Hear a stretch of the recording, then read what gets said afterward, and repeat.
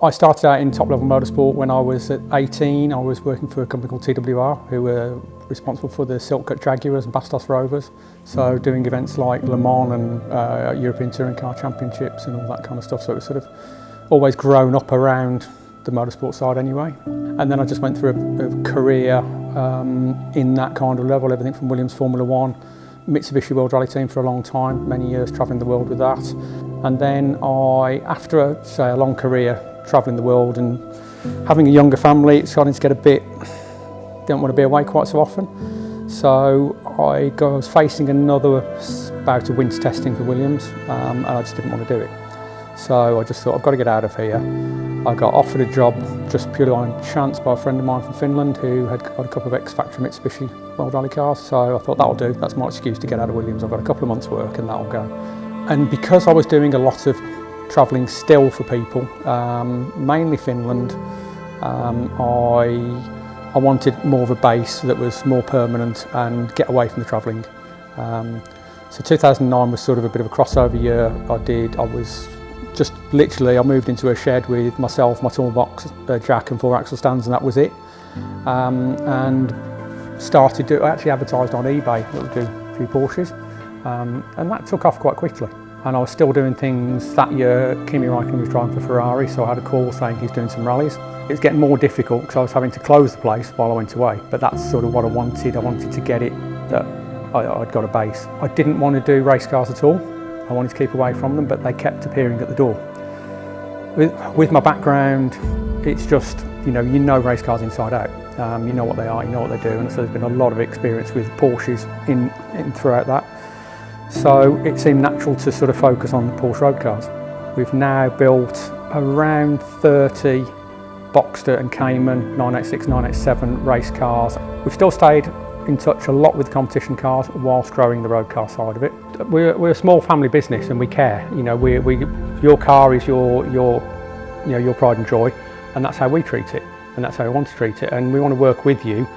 We want to keep you as a customer for as long as you own that car. If we lose you as a customer, we've done something wrong, and we don't want to do that. Upfront with people and fair. And if you've got something that's coming on your car, you'd rather know, I'm going to put some tyres on it in 6 months or whatever, and just be honest with people, and that's it. There's only 4 of us here, 3 of us from the same family, and we're all Porsche nuts basically. Tom and Sam, Tom's 25, Sam's 21. Sam's worked here since he was 15, sort of full time, because he was one of the first to be kicked out with the COVID when schools shut, so he literally came straight here. They've grown up around this industry, they've known it, Tom in particular used to come in the pit lane in the F1 races and come in the motorhomes on WRC events with all the factory drivers, and he just thought that was normal because that's what he did when he was 3 years old. So he's been in that atmosphere his whole life. Sam's done less, but he's still been in there because Sam being that bit younger, he was more around with this business. So they've always been coming on races and rallies. They've both competed quite a bit. Tom did a lot of rallying. He's got a house nowadays, so there's a bit less rallying going on. But again, they've always been around Porsches. Yes, yeah, we do inspections. It's better to do an inspection here because we can do a bit more. Any of the models at all we'll do an inspection on. We had a guy just before Christmas last year ring us from Australia. There's a 997 turbo for sale up the road.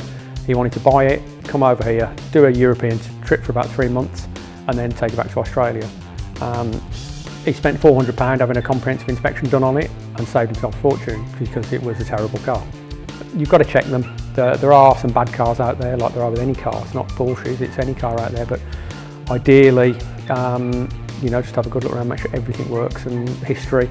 Buy on condition. Some of the best cars we've seen have had the most miles on them, but have been maintained properly. I was at a show, the local show the other week, and there's a really tidy, polished C4S driving in. Done 10,000 miles, you could hear the scoreboard as it was driving in, ticking its head off, because it's just a polished, pampered car that never gets driven, and it's like, so a lot of it, 80%, 90% of it is Porsches, servicing, repairs, general maintenance. We see a lot of 986, 996, 997s. That's our core of the Porsches. Probably 70% of that is what we see. We see 991s. We had a 2024 Macan in a couple of weeks ago for a service. And We used to see a lot more air-cooled cars, but they just don't get the use anymore, so they don't need the servicing. You know, they come out, you go to local shows, there's hardly any air-cooled cars there anymore. You know, I mean, that one that down there, that's the first ever right-hand drive SC. And we've looked after that for about 15 years. And we're definitely seeing a lot more people now with 996s, 997s, the cars that they always wanted when they were younger. They're buying them, the values of those cars are going up, and people are wanting to spend money on them. That's my youngest son Sam's car. We've got an opportunity to get that car, so he got it, needed a bit of work doing to it. It's still very much work in progress, but so we'll put one of our diffs in that's a manual. Had it wrapped, just because, I mean, he's 21, so he can pick whatever colour he wants, so he went bright green. So, very good, literally no problems at all. I find it easier to order through the website because I'm running the office myself nowadays, and I might be on the phone to a customer, but I can be on the website ordering stuff and checking stock, and just sort of making sure that that's there and it gets sent out, and it's here before 12 o'clock the next day. And I might look at the starter week and go, oh, I've got that and that in. Have we got enough filters in stock? Have we got this, that and the other? I used to keep a lot more stuff in stock. There could be 15, 20 grams worth of filters in stock a few years ago, but because I can get stuff so quickly nowadays, we don't need to. Yeah, I mean, the Cayenne water pump, parts and design 911, as most of them are in here. 996 on there, power steering pipes, again from you guys. And that there, we'll be ordering some CV boots for it later on. So people can just call in, there's coffee, there's coffee, there's Wi-Fi, there's a waiting room, so if people want to drop the car in for a service. I try and keep it, I never book the diary up solid, so if you've got your car booked, you say I need a service but I need it quickly, I'll try and get it in within a week if I can. You know, I'll try and keep those spaces open. We're probably booked up 4 or 5 weeks in advance, but I've always got gaps in there, so if anybody's got a problem, we'll sort it. Some of the cars that are here are longer term jobs that we're waiting on bits and we can move stuff around. But anybody just passing can come in and see us and have a coffee and have a look around.